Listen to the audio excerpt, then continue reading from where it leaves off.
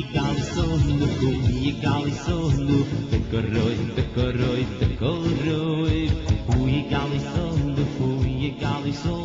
dekoroi בשבת פרשת שופטים תשנ"א אומר הרבי לפרסם אצל עצמו ואצל כל אלו שאליהם אפשר להגיע שצריכים לקבל על עצמם את הוראות נשיא דורנו, שופט דורנו ויועץ דורנו ונביא דורנו.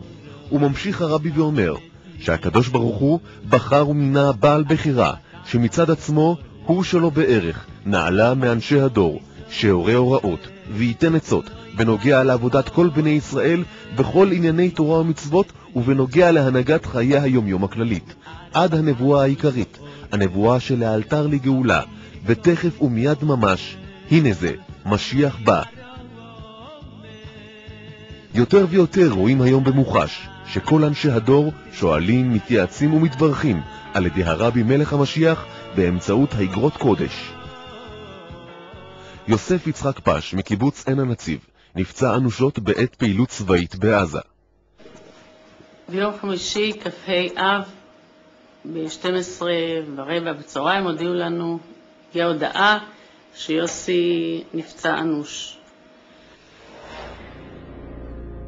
כאשר הרופאים לא נותנים הרבה סיכויים שיוסי פש יחיה, כותבים ההורים של יוסי לרבי מלך המשיח באמצעות האגרות קודש. נכנסנו לאגרות קודש ויצא לחלק חי ויצא כעני השם רופאיך, וגם התאריך היה תאריך מיוחד, י"א ניסן. יוסי פש נפצע בסוף השבוע שעבר מאש של צלף פלסטיני במהלך פעילות של כוח גולני על ציר פילדלפי. הרופאים הגדירו את מצבו של יוסי כאנוש. המנתח יצא אחרי הניתוח ואמר הניתוח הצליח, אבל אני לא נותן הרבה סיכויים לחיים שלו. הכדור נכנס בעצם לצד השמאלי של המוח, שזה מוגדר פחות או יותר מערכת הדיבור, והמוטוריקה צמודה בערך בהבדל של מילימטר ממערכת הדיבור. אז כרגע אנחנו לא רואים כך סיכוי לחיים, אבל אם יהיו חיים, אנחנו כרגע נותנים 20% סיכוי, ואם בכלל 20% הסיכוי יקרו, אז זה צמח ואילם לכל החיים, כי זה פגע במערכת הדיבור.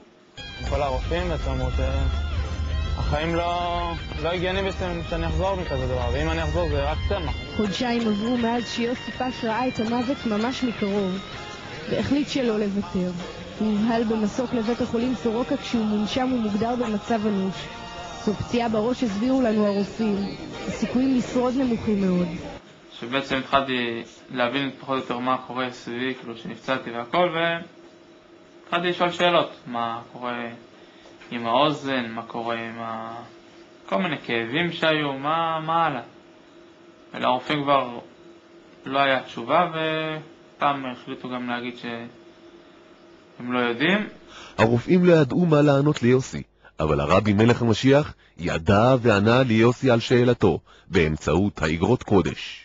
יחיד אדוננו, תורנו ורבנו, ולך משיח לעולם ועד. הרבי חי וקיים, הרבי חי וקיים, בזמן הגאולה הפתרון היחיד, משיח בן דוד. אלא שכיוון שלכל דבר צריכה להיות אחיזה בטבע, ובטח הרופא ייתן לו איזה כדורים וכיוצא בזה, ייקחם כהוראת הרופא, אבל יסיח דעתו לגמרי מהעניין, ההפרעות הנ"ל, ואז לאט לאט במשך זמן לא ארוך יחזור לאיתנו כאחד האדם, וככל שיסיח דעתו יותר ויוסיף בביטחונו בהשם יתברך, פורא עולם ומנהיגו, יתווסף בברכות השם יתברך והצלחתו בנעל ובכל ענייניו. יסיח דעתו לגמרי מעניין ההפרעות הנ"ל, עונה הרבי ליוסי פש, ואז לאט לאט במשך זמן לא ארוך יחזור לאיתנו ככל האדם. עכשיו, השקית שאתה מחזיק ביד היא השקית שקיבלת מהרופאים לאחר הניתוח, ומה יש בשקית? אם תיתן לי נוכל לראות את זה גם לצופים בבית. מה יש פה בשקית? זה החלק הגדול, זה הקליע. זה? קליע שנכנס לי בעצם לראש, והחלקים הקטנים זה הרסיסים שנכנסו לראש. רסיסים של הכזה.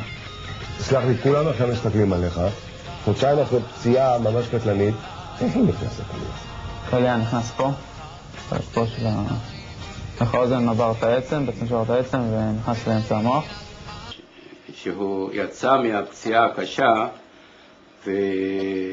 והוא בריא ושלם, אנחנו מאמינים באמונה שלמה שהרבי עזר לנו בכל הדרך הזאת,